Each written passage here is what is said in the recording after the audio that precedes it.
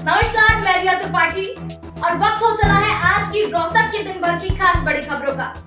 देखिए मेरे साथ क्या है आज रोहतक में खास हेडलाइंस के साथ।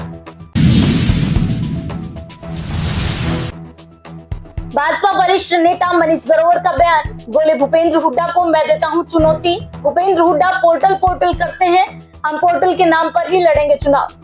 नवीन जैन द्वारा राज्यसभा चुनाव लड़ने को लेकर कहा कि लोकतंत्र है, कोई कुछ भी कह सकता है, सबको चुनाव लड़ने का अधिकार। चुनाव से पहले हो रही घोषणाओं के सवाल पर कहा कि इन घोषणाओं को चुनाव की दृष्टि से ना देखकर सेवा भाव की दृष्टि से देखना चाहिए। तो मीडिया किस एंगल से आप इसको घुमाते हो? लोकसभा चुनाव या तो इस देश के अंदर तो हर साल चुनाव है, हर साल चुनाव में मत देखा। इस सरकार की जो मैंने कहा, जो हमने पांच पहले हमने डिस्पेंसरी खोली, को चुनाव नहीं थे। ये तो करेंगे, ये चलता रहेगा। मोदी जी का काम ही है 140 को लोगों की सेवा करना, इसलिए उसी बीच में इसको सेवा के भाव से देखो, चुनाव की दृष्टि से इसको मत देखो। अच्छा, भूपेंद्र हुड्डा तो कह रहे हैं कि हरियाणा की सरकार तो गुरु चेला चला रहे हैं, तबादले बदली दिल्ली से होते हैं। अब भूपेंद्र हुड्डा क्या कह रहा है? कल भी बयान था, पोर्टल बंद कर दूंगा, और मैं पोर्टल पे उसको चुनौती देता हूँ। पोर्टल पे ही चुनाव लड़ेंगे, वो पोर्टल बंद करे, बिना पर्ची बिना खर्ची बंद करे, वो लोग उससे जवाब मांग लेंगे। अच्छा, वो कह रहे हैं कि पोर्टल पे ही वोट मांग लेंगे। मैंने कहा मैं पोर्टल पे ही वोट मांगूंगा। आज वर्तमान में 1987 में ताऊ देवीलाल के समय में पेंशन चालू हुई थी, 100 रुपये मानदेय। 2014 तक चौधरी भूपेंद्र सिंह हुड्डा की सरकार रही थी, मात्र 13 लाख को सिर्फ बुढ़ापा पेंशन मिली। आज 9.5 साल में भारतीय जनता पार्टी की सरकार, तत्कालीन मुख्यमंत्री श्री मनोहर लाल जी के नेतृत्व में न्याय सैनिक, आज 26 लाख, 9.5 साल में 13.5 लाख, और 24 साल में मात्र 13 लाख। अब पोर्टल अच्छा है या वो ऑफलाइन अच्छा? इसलिए जब आपको लगे भूपेंद्र हुड्डा को चर्चा करना चाहता हूँ, मैं आमने सामने चर्चा करने को हर बिंदु पे तैयार हूँ। अच्छा, नवीन जैन राज्यसभा चुनाव लड़ने के लिए उम्मीदवार, अच्छी बात है, लोकतंत्र है, कौन होगा? आप भी लड़ो। अच्छा, उनको नोटिस मिला है कि ये तंबू हटाया जाए। उन्होंने कहा कि नायब सैनी जी ने मेरे लिए समर्थन भिजवा दिया। नायब सैनी बता देंगे सरकार के वो, परंतु मैं भारतीय जनता पार्टी का कार्यकर्ता होने के नाते, लोकतंत्र है, सबको अपनी बात रखना, अपना चुनाव लड़ना, ये सबको खुली स्वतंत्र है भारत का एक लोकतंत्र। रोहतक में स्वास्थ्य विभाग द्वारा अर्बन आयुष्मान आरोग्य मंदिर रामलीला पड़ाव में स्थानीय सेवाओं के लिए आयुष्मान आरोग्य मंदिर का उद्घाटन हरियाणा के पूर्व सहकारिता मंत्री मनीष कुमार ग्रोवर, पूर्व मेयर मनमोहन गोयल एवं civil surgeon doctor Anil Birla ने किया। इस दौरान शहर के अन्य गणमान्य व्यक्तियों ने भी शिरकत की। अर्बन आयुष्मान आरोग्य मंदिर में लोगों को 12 तरह की सेवाएं प्रदान की जाएगी व 14 तरह के लैब टेस्ट जनसाधारण के लिए उपलब्ध होंगे। इनमें एक मेडिकल ऑफिसर, एक स्टाफ नर्स सहित तमाम स्टाफ मौजूद रहेगा। हरियाणा स्वास्थ्य विभाग द्वारा रोहतक को 6 डिस्पेंसरी की खोलने की एक परमिशन दी थी। इससे पहले 5 डिस्पेंसरी खुल चुकी है और आज ये 6ठी डिस्पेंसरी परशुराम पेज के अंदर, जो यहाँ के अग्रवाल समाज के जो प्रबंधक कमेटी है, उन्होंने ये स्थान दिया है कि कोरोना काल से इस समय से बंद थी।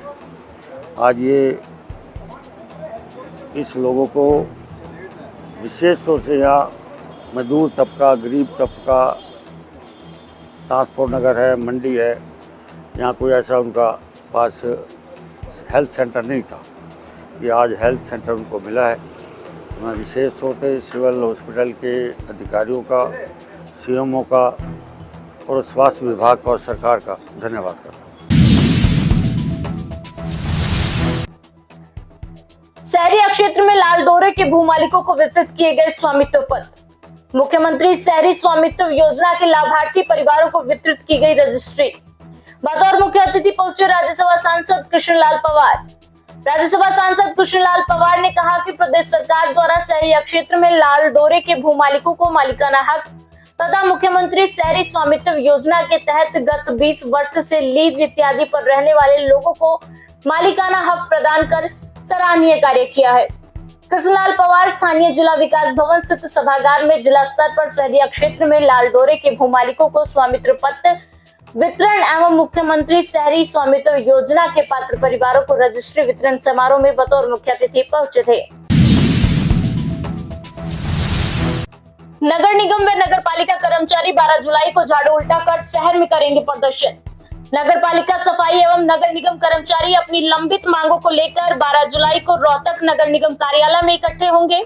नगर पालिका कर्मचारी संघ के जिला प्रधान संजय बिड़ला ने कहा कि सरकार द्वारा सफाई कर्मचारियों की लंबित मांगों को पूरा न करने के विरोध में तमाम नगर पालिका एवं नगर निगम के सफाई कर्मचारी झाड़ू उल्टा कर शहर में प्रदर्शन करेंगे।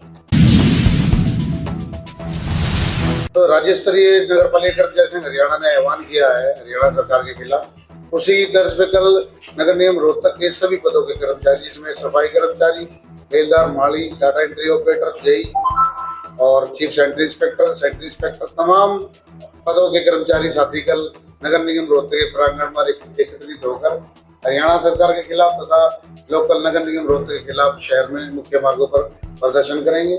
और मैं आपके माध्यम से और हमारे जो नगर पालिका कर्मचारी संघ हरियाणा के आह्वान पर बता देना चाहता हूँ, अगर सरकार ने अब भी हमारे जो पदाधिकारी गण हमको बातचीत के लिए नहीं बुलाया या हमारी मांगे पूरी नहीं की तो 21 तारीख को जो हमारा जो राज्य स्तरीय कन्वेंशन है उसमें कड़ा फैसला लेकर हरियाणा सरकार के खिलाफ आंदोलन शुरू कर दिया जाएगा।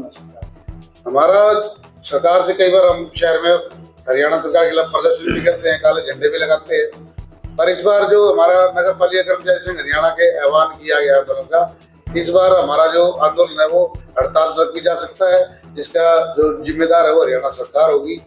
और मैं आपको एक आपके माध्यम से जो हमारी जो स्थानीय जो मांगे हैं उनके बारे में बता देना चाहता हूँ कि जिस प्रकार आज रोहतक नगर निगम का जो बुरा हाल है वो बहुत दयनीय स्थिति है हमारे सफाई कर्मचारियों और अन्य कर्मचारियों की। नगर पालिका कर्मचारी संघ हरियाणा कोई भी कर्मचारियों की जो जायज मांगे उनके बारे में उच्च अधिकारियों को जो पत्राचार करता है उसका आज तक कोई रिजल्ट नहीं निकलता। उच्च अधिकारी नीचे डाउन पे लेटर जो है वो मार्क कर देते हैं और निचले स्तर पर वो जो पत्र है वो एज इट इज पड़ा रहता है। इससे जो हमारे कर्मचारी है उनकी मांगे पूरी नहीं हो पाती और कर्मचारी आज दयनीय स्थिति में है। जिस प्रकार 2023 से नगर निगम रोहतक के सफाई कर्मचारी का ठेका खत्म हुआ है उसके बाद 350 कर्मचारी सफाई कर्मचारी के लगभग कर्मचारी बेरोजगार हो गए हैं और जितने भी शहर में जो हमारे जो पार्क है उनका ठेका भी खत्म हो गया। उनके हमारे जो साथी है जो पार्कों में लगे हुए थे कई वर्षों से उनका ठेका भी समाप्त होने के कारण वो बेरोजगार हो गए हैं। उसके अलावा जो रोहतक प्रशासन है उन्होंने इन कर्मचारियों को रोजगार न देते हुए जो हमारे NGOs है उनको पार्कों की जिम्मेदारी दे दी है, जिससे हमारे ये कर्मचारी बेरोजगार हो गए हैं। और जो कर्मचारी NGO के थ्रू लगे हुए हैं उनका ना कोई ESI है ना कोई PF है। इसके लिए हमने एक रणनीति बनाई है स्थानीय स्तर पर। अगर जो नगर निगम प्रशासन है अगर वो हमारे संघ के जो हमारे पदाधिकारी गण है हमारे यूनियन को हमारी समस्याओं के लिए बातचीत के लिए नहीं बुलाता, हम स्थानीय स्तर पर भी नगर निगम रोहतक और रोहतक प्रशासन के खिलाफ आंदोलन की शुरुआत करते हैं।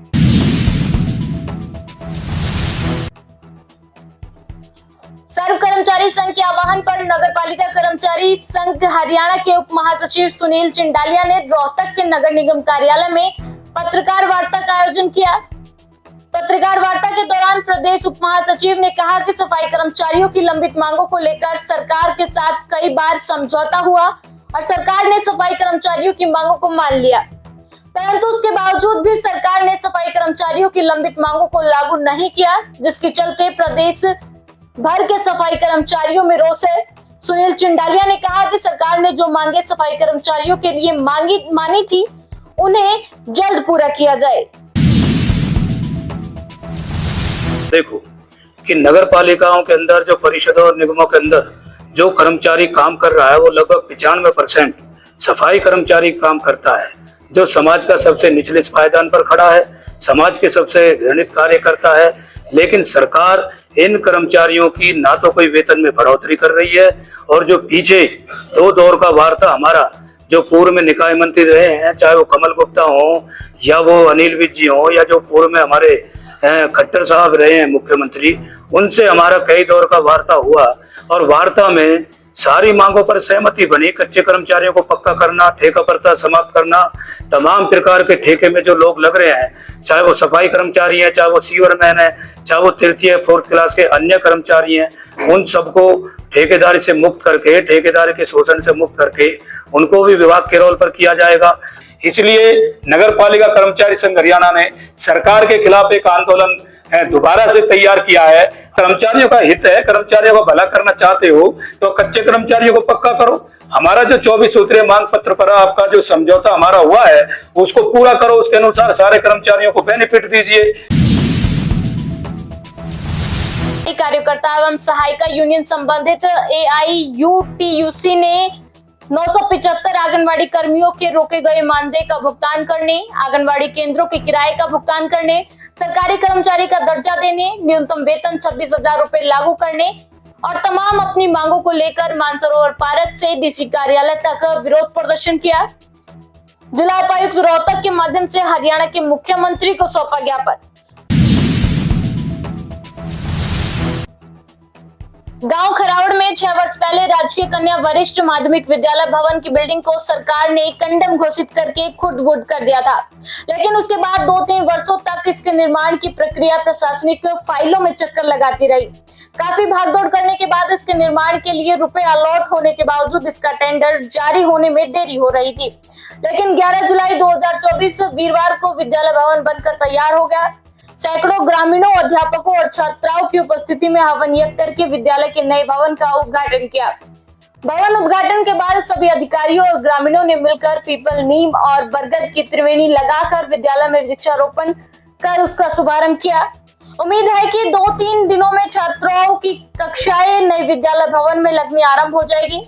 मौके पर उपस्थित गांव के वर्तमान सरपंच प्रतिनिधि एडवोकेट दीपक मलिक और पूर्व सरपंच विजेंद्र मलिक सहित सभी ग्रामीणों ने इस जन कल्याणकारी कार्य के लिए सरकार और प्रशासन का धन्यवाद किया। तो ये थी आज की रोहतक के दिन भर की खास बड़ी खबरें। कल फिर मुलाकात होगी नई बड़ी खबरों के साथ। तब तक के लिए मुझे दीजिए इजाजत। नमस्कार।